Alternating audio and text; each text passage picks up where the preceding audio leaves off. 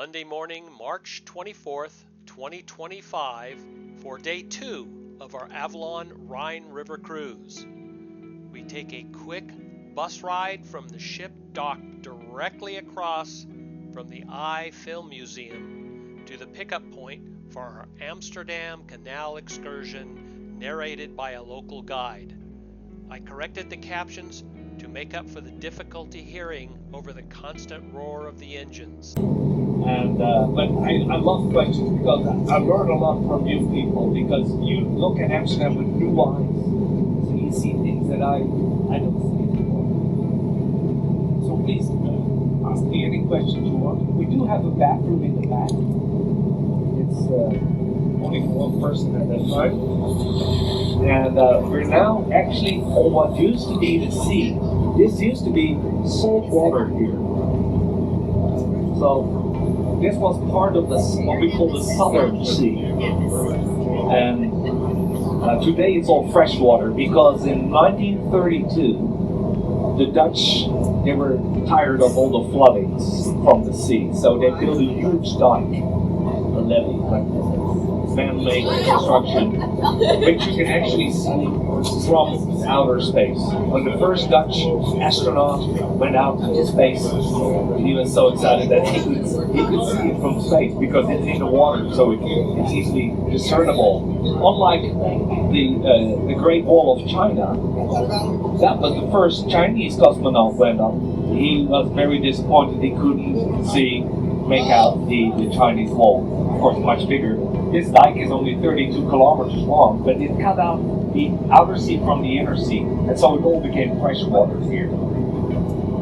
For those of you who feel a lack of adrenaline, there is a tower in front of us with a free access on the top, and if you watch closely, you can see there's 3 swings over there on the top of that building.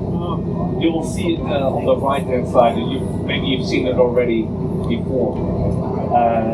So if you feel adventurous, you can go on the swing, and you swing right over the edge. Not for me. My breakfast would go as well. But that is called the Atom Tower. Atom is short for Amsterdam. And it used to be the world main office of Shell Oil Company. Maybe you heard of it. Now it's got different businesses in there, like creative business. This is also the place where they used to hang all the criminals after they were already executed on the Dam Square back in the old days. We don't do that anymore. But they would row them across and hang them again as an example, to set an example for all the sailors. It can be a little rough. But then it had to be told a lesson, hey guys, don't pull any stunts here in Amsterdam, otherwise you're going to be hanging here too. Nowadays you can go across from Amsterdam Center on the left to Amsterdam North by these ferries. They're for free, which means they're very popular because people sometimes just go on something which is free just for the fact that it's for free. Chinese also? Yes, we have a lot in common. The Belgians always make jokes about the Dutch. They say Dutch people, they have really deep pockets, like super short arms.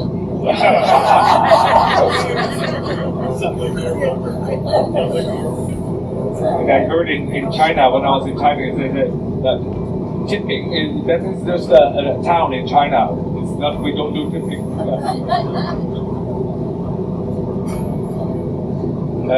Here on the right, you see this strange looking building. This is the Film Museum. It's a film institute. You can watch movies in here, and it's called Eye. Eye because you watch movies with your eye, of course, and it looks like a salamander or some kind of reptile with an eye, or a frog maybe. It's also a play on words, because this body of water we call Eye in Dutch. It sounds similar to eye.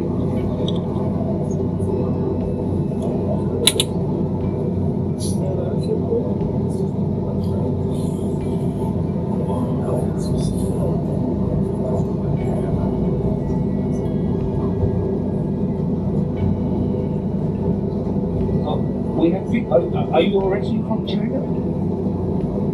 Or you Hong Kong? And so you speak Cantonese. And you're from Canada. I just had my mom on the phone. My mom's 92. Yesterday I did a tour in the city center, and there was a Canadian lady on my tour. I called my mother. I said, Mom, there's a Canadian over here. Can you sing the national anthem of Canada? My mom's 92. She doesn't remember exactly what happened an hour ago. But the Canadian anthem, she will never forget. Because she got her first chocolate from a Canadian soldier. It's the Canadians who liberated Amsterdam. So I saw someone with a Canadian cap. Yeah, thank you very much. Maybe it was your grandpa who brought the chocolate. Can you imagine how that must have tasted for my mom? Because she survived the Second World War. There was no food here. 44, 45, no more food. No more trains, no more food. People were starving. 20,000 people here died of hunger. My mom survived by eating tulip bulbs. So you can imagine how that. You can imagine my childhood too. Whenever I didn't finish my broccoli or my Brussels sprouts or spinach, sauerkraut, all those things that kids really love, out came the knife. Me and my siblings will go, oh, the knife came out, yeah. And that meant that we had to listen to the tulip bulb story. So whenever you see a tulip, think about what's underneath the ground. It's all about the bulbs. So you can eat them, but it doesn't taste very good. So now slowly we're going into the old city. And this is where the railway used to run. There's a railway bridge here on the right. And they put a restaurant on the top. So this bridge could turn. This used to be able to turn so that the trains could go over here. So the central station is there on the left, and you can take trains from here to England, to London, or Paris. I used to take it a lot because my fiancée worked in Paris she helped organize the Olympic Games in Paris, and she got me the best job ever. This last summer, I was working for the USOPF. It's an organization that collects money to pay the athletes. And I got to chaperone a couple of very wealthy families through Paris, and I got to go to all the stadiums. And I saw Simone Biles. I could almost touch her. The highlight was, of course, that I saw Snoop Dogg.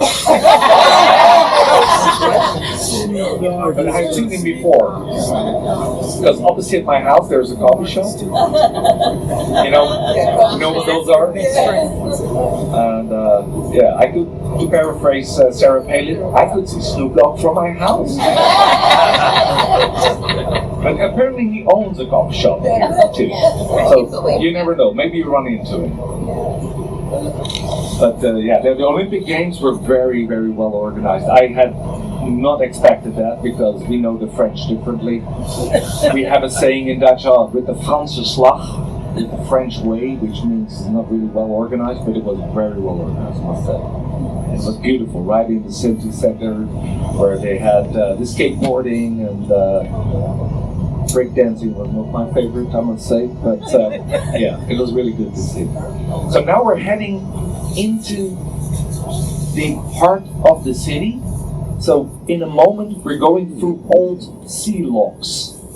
So the doors are back. They were renovating it, but they used to use these locks because there was tidal difference. So the water, the high tide and low tide. So the boats would go through these locks. Now they haven't put the doors back in yet.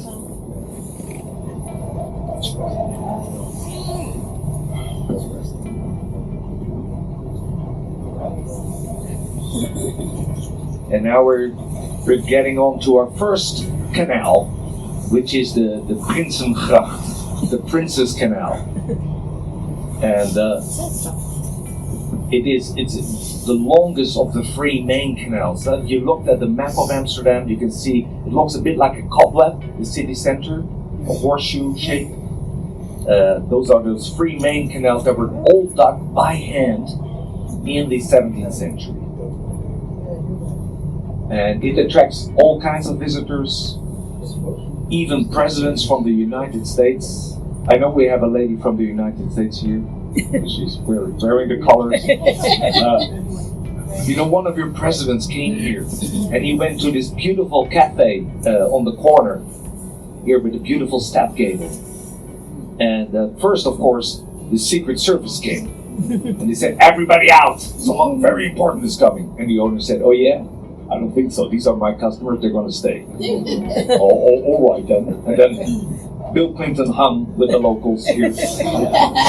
And he had apple pie there, and he liked it so much that he sent them a letter later. "Could you please send me 2 more of your gorgeous apple pies?" And they put the letter on the wall. So it's this cafe here on the corner. So if you have some free time, maybe you can sample that famous Dutch apple pie.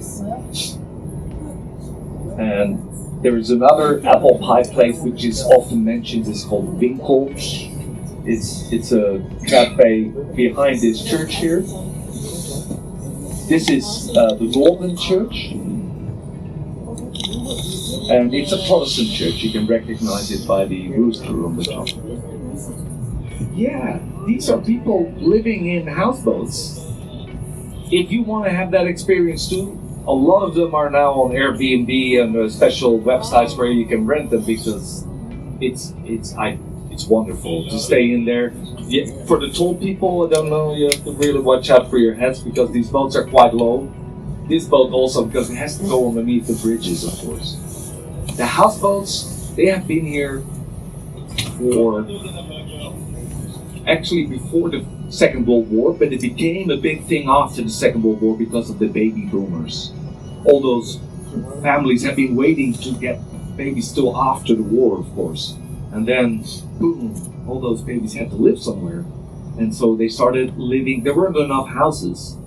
A lot of things have been destroyed, of course, in the Netherlands, so people started to live on houseboats. But it wasn't as comfortable as nowadays, because my mom always used to tell me you could smell, if you were on the tramway, if somebody smelled funny in front of you, that it was probably because they lived on a houseboat, because they didn't have running water. They didn't have electricity. They used petrol for heating. And so it was, nowadays they got all the modern conveniences. They're connected to the sewerage. They got high-speed internet, everything. So nowadays, and it's ideal to live on them because you don't have any direct neighbors. So if you play the saxophone or the drums, that's ideal.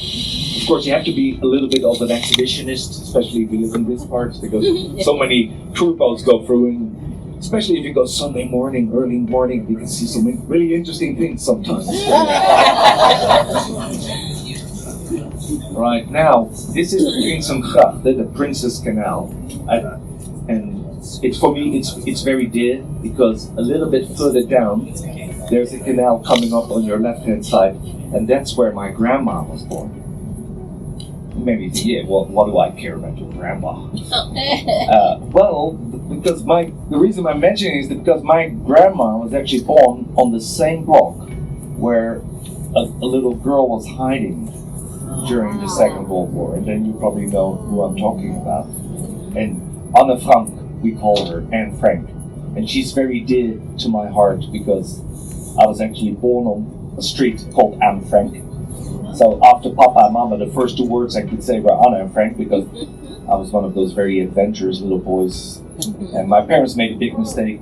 They gave me like a little scooter when I was 3 years old, and I was gone. And 6 kilometers away from my home, I realized I don't know the way back home again. But then I would say the magic words, Anne Frank, and then people would bring me back home. But every hamlet in the Netherlands has an Anne Frank street, because she's probably the most famous Dutch girl that ever lived. Which is quite an accomplishment for someone who never got Dutch nationality. She wasn't born here. Anyone knows where she was born? Frank, did I hear Frankfurt? 10 points, 20 points. You got the country and the city, that's amazing. Anna Frankfurt, easy to remember also. Huh? Her father, he saw the writing on the wall in 1933. So he tried to get to New York because he had done an internship at Macy's. I believe it still exists. Tried to get to England and Switzerland, but in the end they managed to squeeze into the Netherlands. Because refugees aren't always so welcome everywhere, of course. So we'll be passing the house where they went into the name of a sausage. So the house where Anna Frank went into hiding with her family, and another family too, by the way. There were 8 people in total. It's coming up on the left-hand side. There's a flag post on the house. It's number 263. And there's a tiny little white plaque on it. So when my mother read the diary, she said, wait a minute, that's that tree that Anna Frank wrote about so much in her diary, because that was the only piece of nature that she could see from the attic. Now, I used to play around that tree. Which one is it again? So it's coming up on your left-hand side. Here's there's a flag post on it, and here's okay, good. number 263, if you have good Square eyes, roof. with a little white plaque in green front. So that's the door where Anna Frank entered on the 6th of July 1942, and she stayed inside in the back house, not in this front house, because the business continued. Otto Frank put everything on the name of his secretary, Nietries. I don't know if you've read the diary or seen the movie or the anime or that, because she's also big in Japan. But yeah, Nietries is the one that they put everything on her name, and she's the one who actually found the diary after they were arrested. The entrance is here now in this new building, which was paid for partly with the money that Steven Spielberg made with his movie Schindler's List. And just a few doors further down, René Descartes used to live. Have you heard of him, Cartesius? He's basically, he thought, how can we really be sure that this is not all a dream? And then he figured, but something is dreaming this. Cogito ergo sum. I think, therefore I am. The famous French philosopher. Here is the Western Church. And now this is the same bells that Anne Frank wrote about. You hear them? Anna wrote in the diary, oh, I miss those bells, because they took them down. They wanted to melt them down for military purposes. In the end, they didn't. They put them back up now. These are the same bells that Anna Frank heard. And when I read, she's missing these bells? You kidding me? Because I used to live right here. I hated those bells. And because in the daytime it's fine, you know, but at night, come on, every 50 minutes these bloody bells go off. All the time? Every 50 minutes, all night through. Yeah. We have now a lot of expats living in this area. It's now a very nice area to live in. A lot of Americans, by the way, live here. A lot of artsy-fartsy Americans. Every second house here is an art gallery. But this used to be a very poor area here on the left-hand side. Rembrandt died here, but he was bankrupt when he died. He was broke. And they claim he was buried inside that church, because people used to be buried inside churches. I don't think so. He was broke. There was no more money. Only the rich folk will be buried inside the church. And our queen got married inside that church. Our queen mom, Beatrix. She got married to a German prince. That wasn't a smart idea in 1966. We hadn't exactly forgiven the Germans yet for what happened in the Second World War. We only started forgiving them after 1988, when we beat them at soccer. Let's not talk about soccer because we lost last night. I don't know if any of you watched the match against Spain, but it was a penalty shootout and we lost, unfortunately.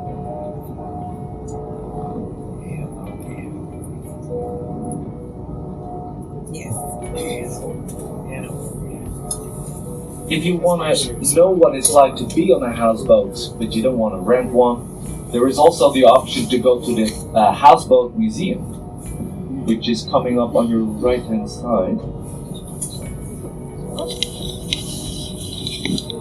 Oh, sorry, that's the next It's the next to the bridge. After the next bridge, there is a houseboat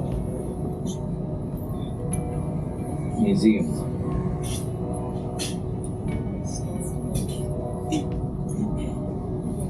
And this, actually, you've chosen a really good time to visit Amsterdam because the temperature is not as cold yet, although it's a bit cold today, but yesterday was really nice.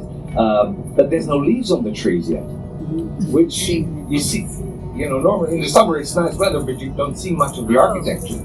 So this is actually a really good time to visit. And there's so many trees. Yes. Very good question. Yes, they do have to pay taxes. You pay a license fee every year to have your houseboat docked here. And how much do these houseboats cost?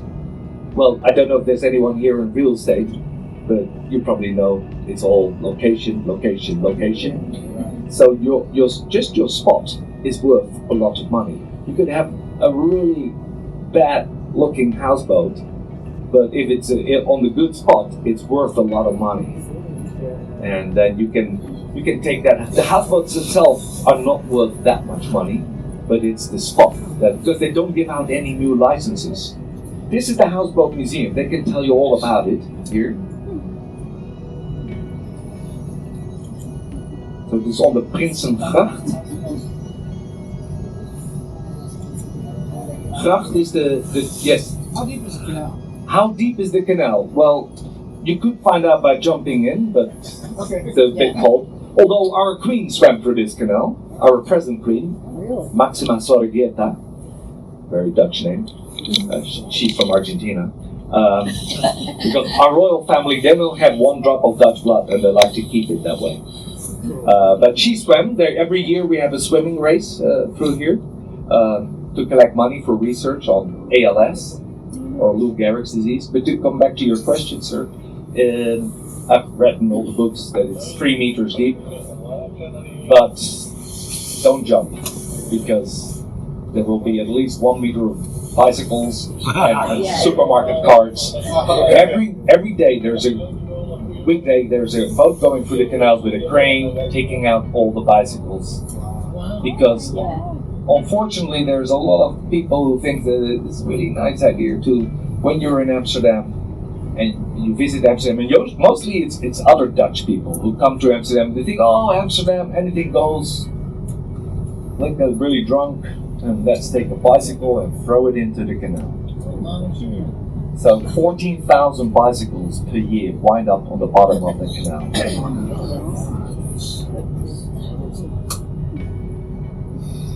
So the Dutch word for canal is gracht.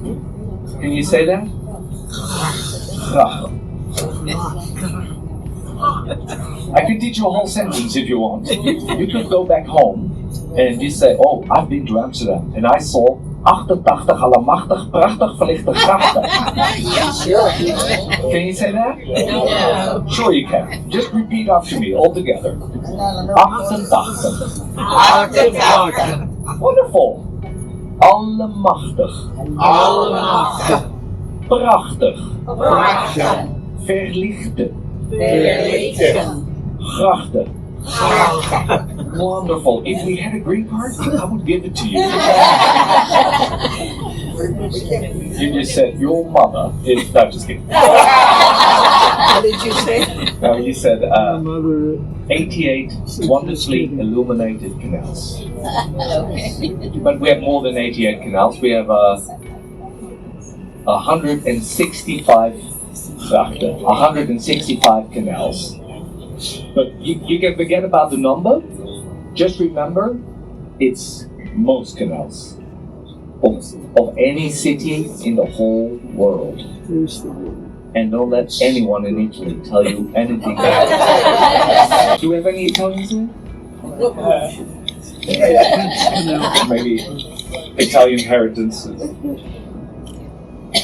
I heard there's some Australians here.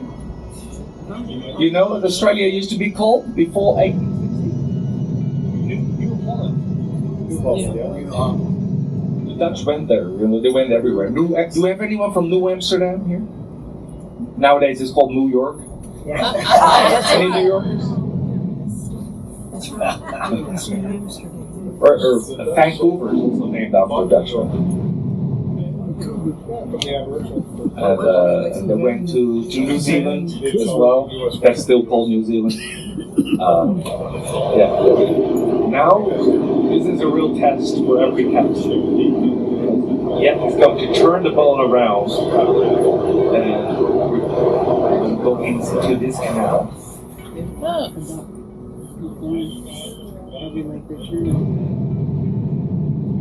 can tell by the side of the canals that it doesn't always go right. Hope you all can swim.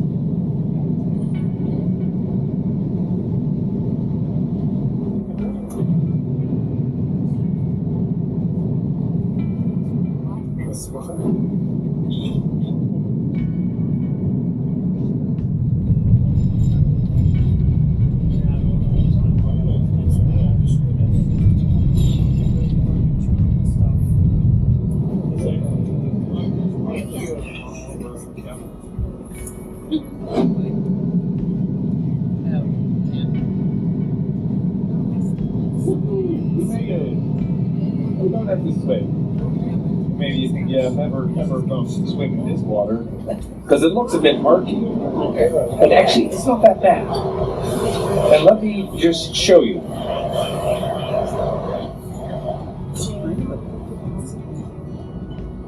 I got here a cup. If I don't see you again, it was nice. Oh, gosh. Who's thirsty? It's really not bad. I'm not gonna drink it, but it's not that bad, is it? But no bicycle park. No, you have to go deep. It sinks to the bottom. It's pretty clear, huh? Yes, There's fish in here. Wow. There's an invasive species from America, a crayfish, freshwater mussels.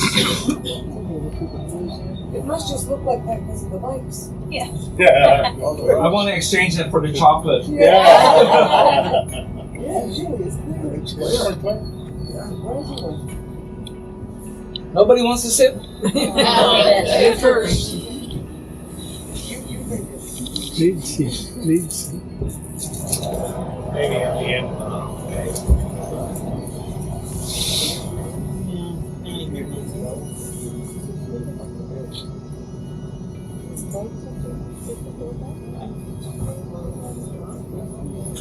So we're now on a canal that connects the three main canals. So all these canals were dug by hand in the 17th century. But the digging, that wasn't most of the work. The hardest work was the masonry of all the canals, because it goes 3 meters deep. And then the foundational pilings underneath, because this is all a swamp. I'll talk some more about the foundation here, because it's just the same as in Venice. The whole city is built upon wooden foundational pilings. It's like an entire forest underneath.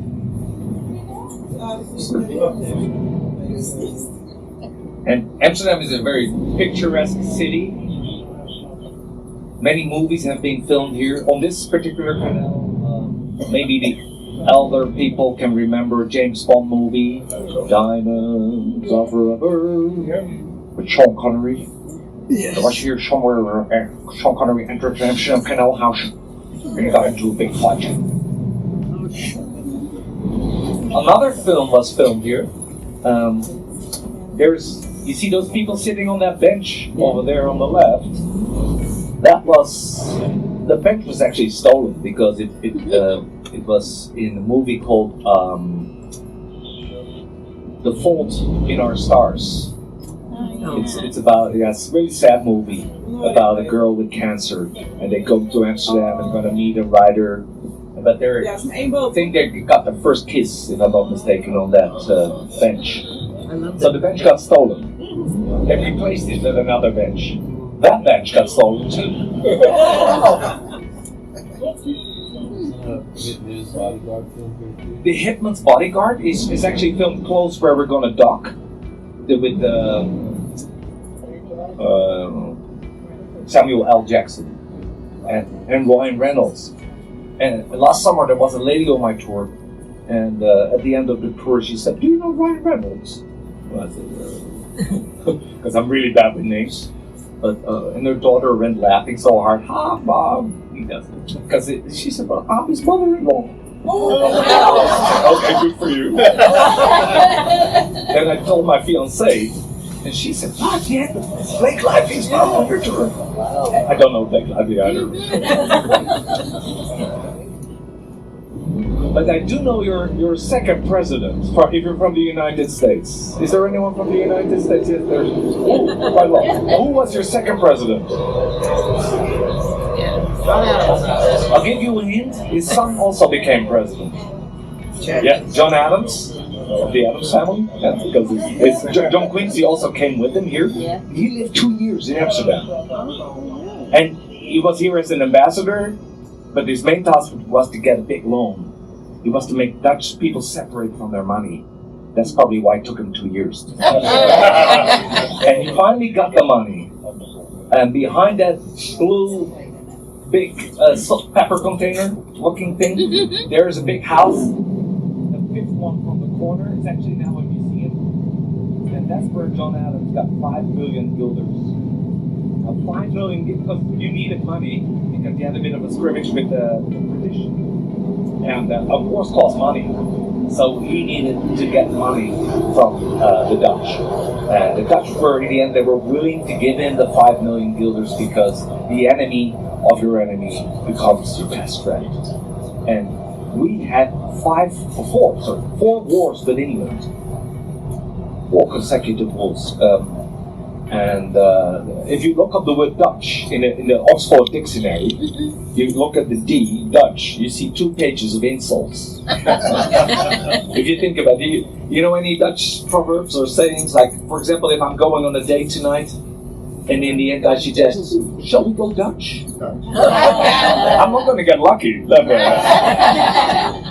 Or what if it's my birthday, and I say, "You know what, the whole boat, I invite you to have dinner with me in a fancy restaurant. It's my treat." But in the end, when the bill comes and my wallet cannot be found, and you wind up paying for me, then you realize, oh, that's a Dutch treat. Yeah. Or should I go further? Dutch courage, alcohol, a Dutch oven. You can tell the naughty ones. When they start laughing. For those of you who don't know what a Dutch oven is, I thought it was like a pot where you smother the food in.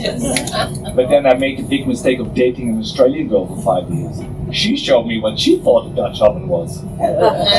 She passed some gas underneath the blanket and put it over my head. Very nice. We're no longer together. She lives in New York now, suits are fine. Because New Yorkers are very similar to Amsterdammers here.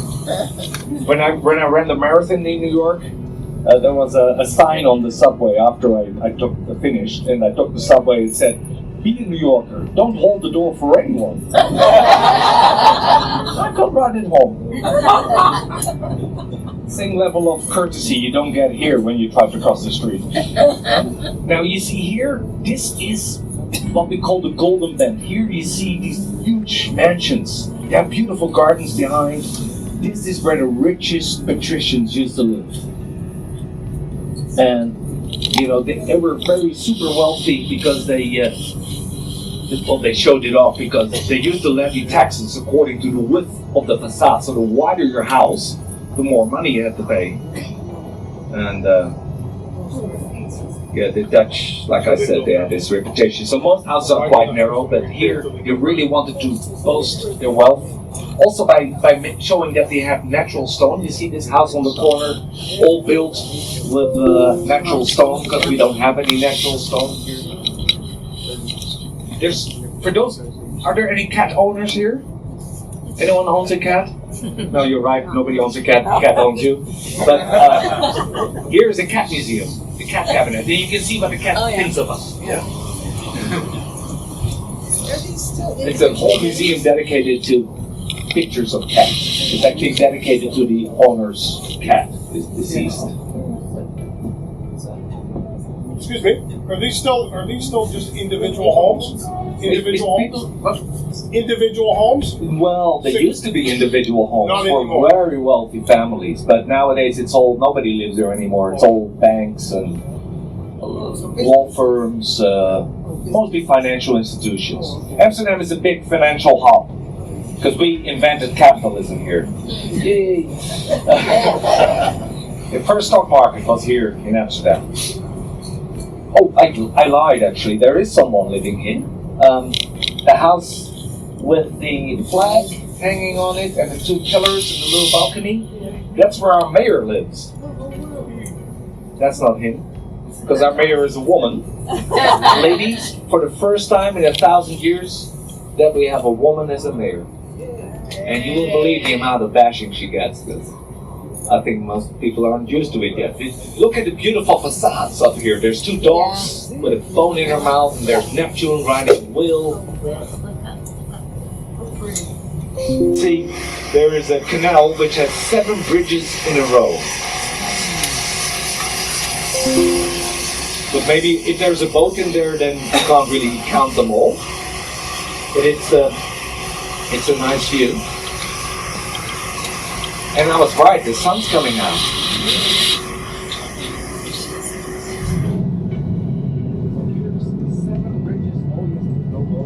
Beautiful. 7 bridges in a row, and the lights are on still.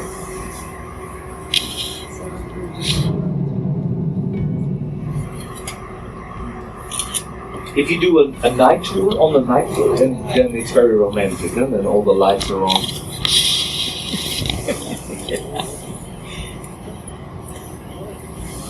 Seven bridges. They all have names, the bridges. This first one is called Jeff Bridges, second one is Low Bridges. All family. I'm the king of dad jokes. And I just mentioned that Blake Lively's mom was on my tour because I found out later the reason why they were here is because Taylor Swift was in town. You probably heard of Taylor Swift. And she went to the Waldorf Astoria. She stayed here. So this is the most expensive hotel. Also the boss stayed here, Bruce Springsteen. Taylor Swift stayed here. And yeah, the suites up there, they cost 6,000 euros a night. Also, the King of Morocco came here on a holiday, and he said, "Yeah, I like it, but can you please knock out the wall because it's a bit small." Of course, Your Majesty. So they knocked out the wall, and after the king left, they put it back. Noblesse oblige, they say in French. Huh? So this canal is called the Herengracht, the Gentleman's Canal, because this is where the patricians live. We didn't have a king back then. When we first became a country, we were a republic, the first modern time republic. And when Thomas Jefferson came here, he must have made a mental note, he must have written in his diary, "Today I encountered an interesting concept, republic." Is that what it means? That's funny. I'll have 2 of those, he said.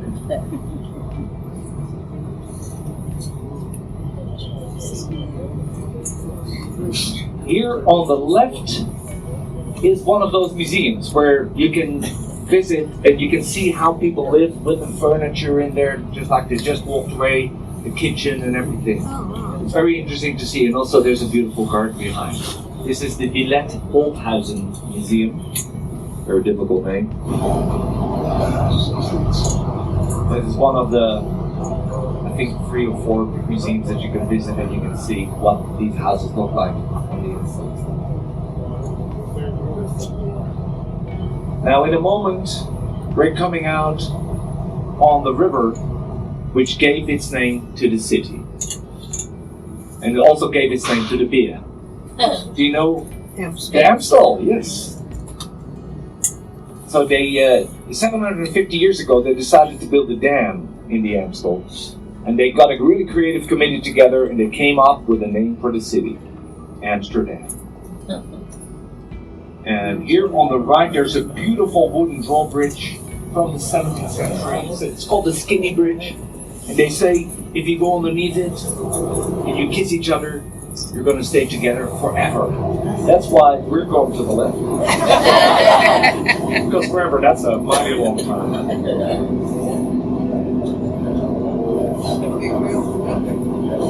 Here you see a houseboat which has a little garden out front and a little tree on it. It used to be bigger. It used to be owned by Victor, the hippie king. He was an American, and he had sheep on the raft. I would always ask my father, can we go look at the sheep? Because, you know, city boy, we didn't have sheep, so we went to look here at the sheep on the water.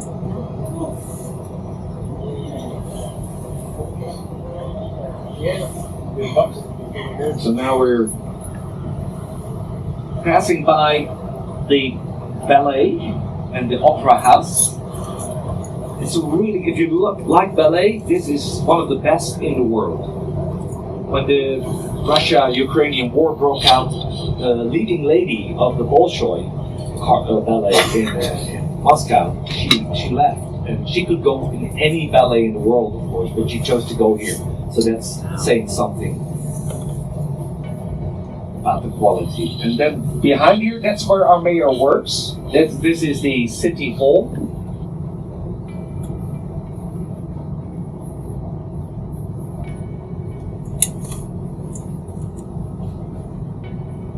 And so I mentioned that this actually was all the swamp. That's why we dug all the canals, to get rid of the surplus water, to make it livable. Because the Romans never got here. Their cars got stuck in near Utrecht, about 30 kilometers away. Nobody lived here. It's only 1,000 years ago that people started living here.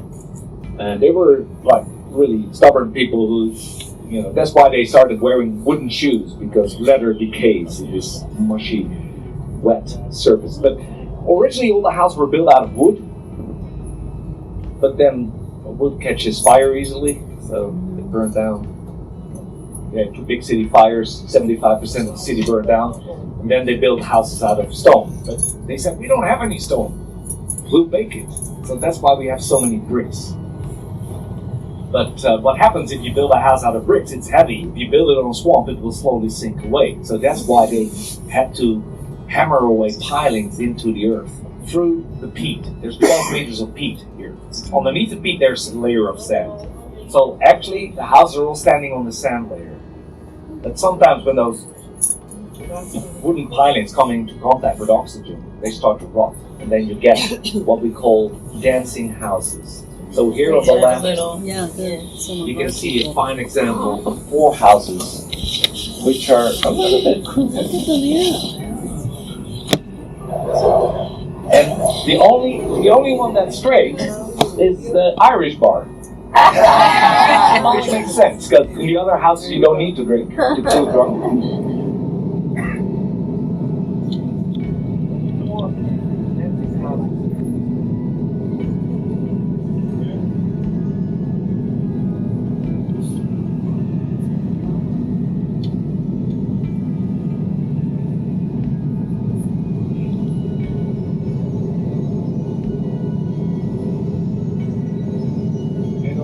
You can see another church tower.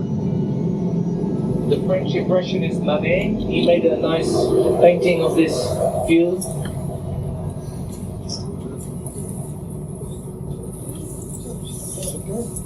And we're almost at our destination, at the diamond factory. And so there's a couple of options, and my colleague already mentioned them, but I will repeat. So the first option is that you go straight back to your ship. There's a bus which will leave 10:15, 10:30. Usually it's when we arrive, you walk through the diamond factory, you come out on a little courtyard where the buses are, and you go. Usually the bus is on the left-hand side, but my colleagues will be there to show you where the bus is. So the bus will go around 10:15, 10:30. The bus will go back to your ship. That's one option. The other option is you go and do the tour in the diamond factory. Then at the door, when you get off the boat and you go through the door, my colleague will be there Linda will put a sticker on your shirt, so to show that, and then you can wait in that building until the tour starts, because they want to know exactly how many there are, of course. They don't want any diamonds go missing. And then a third option is that you go back by the bus at 11:30, but you just want to go wander on your own, and you just be back at 11:30. That's when come a little bit earlier, and then the bus will leave at 11:30. And the fourth option is that you go with me or my colleagues, and you go on a walking tour through this area. And that's why we need the whisper system. So those are your 4 options. So I will repeat again. Go straight back.